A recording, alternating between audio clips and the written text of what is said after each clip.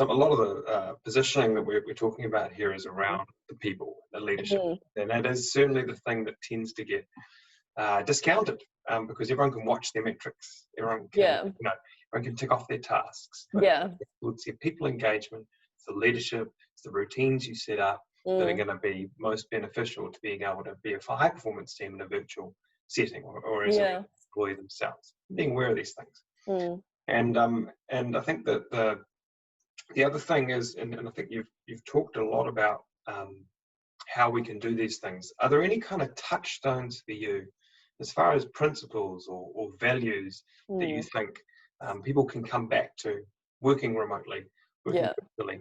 In previous sessions, you talked about kind of forgiving yourself, like finishing the day and just being like, hey, I'm done. And is there anything that you think is necessary to get that high performance, to encourage certain values or to subscribe to certain principles? Yeah. So there are a few things, and one thing that I guess I'd like to kind of precursor what I'm about to say with is there's a fantastic tool that has been created by a guy in New Zealand called Jeremy Dean, and he founded, I guess, an organization, and his primary kind of tool is the emotional culture deck. And so that's a really reflective exercise. I was just talking to someone about this yesterday. It's amazing. So he believes that the emotions that you feel at work create the culture, which creates the values.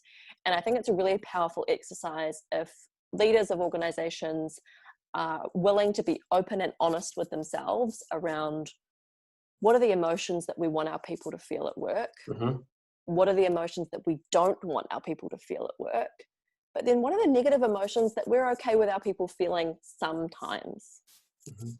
And then looking at those three things and going, okay, out of the current rituals, behaviors, values, trends, little micro trends, whatever it is, what are we doing right now that either reinforces those emotions or is actually going against what we want?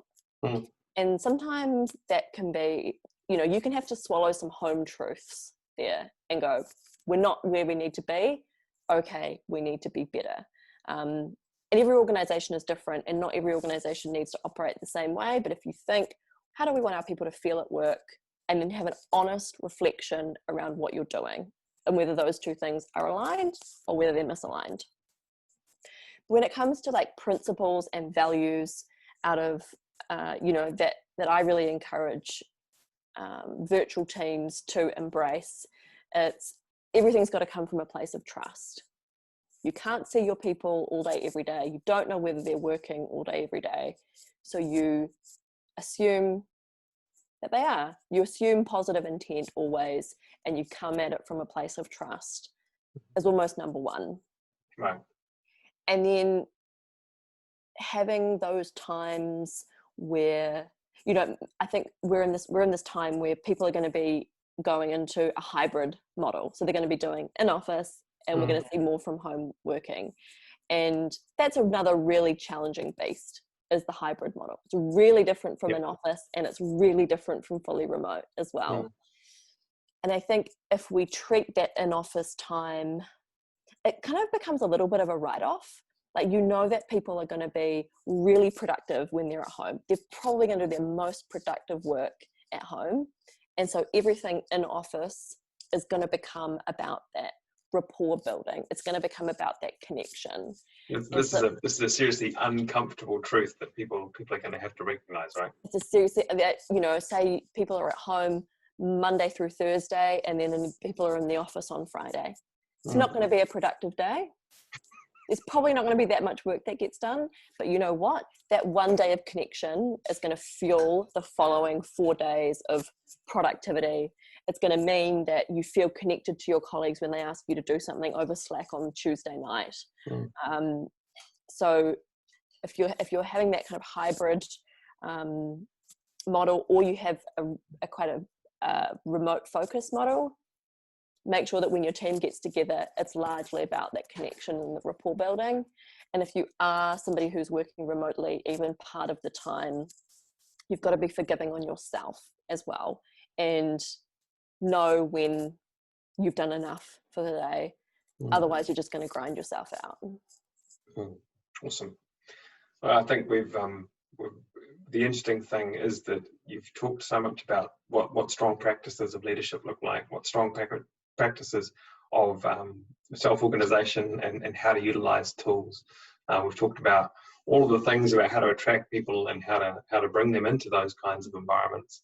And the interesting thing is that you've weighed in on so many of the great contemporary practices that are common within both in-office, virtual, hybrid kind of environments. And I think what in essence it is, as we've said before, the virtualization of these working environments or the remote employees, they just highlight all of the different weak links in the chain. And so if you can be a really effective leader, if you can be a really effective and self-aware person who is executing within those teams, then you're able to elevate all of these things and say, okay, cool, this is how we can do things better.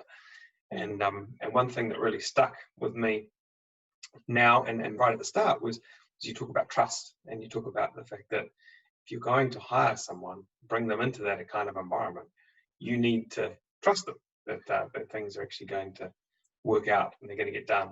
And that person needs to trust in the fact that leader is going to look after them, even though they may never even meet face to face. Yeah. Which is, it's something that is probably not as easy to get everyone to get their heads around. Yeah.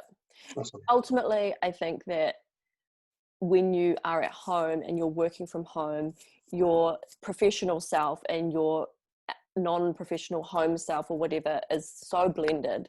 And so we've almost got to let go of this split personality, and we've just got to treat each other like humans. And in the climate of this global climate, we've got to see the commonalities in each other, and just treat each other like humans versus people behind a screen or just another name on Slack.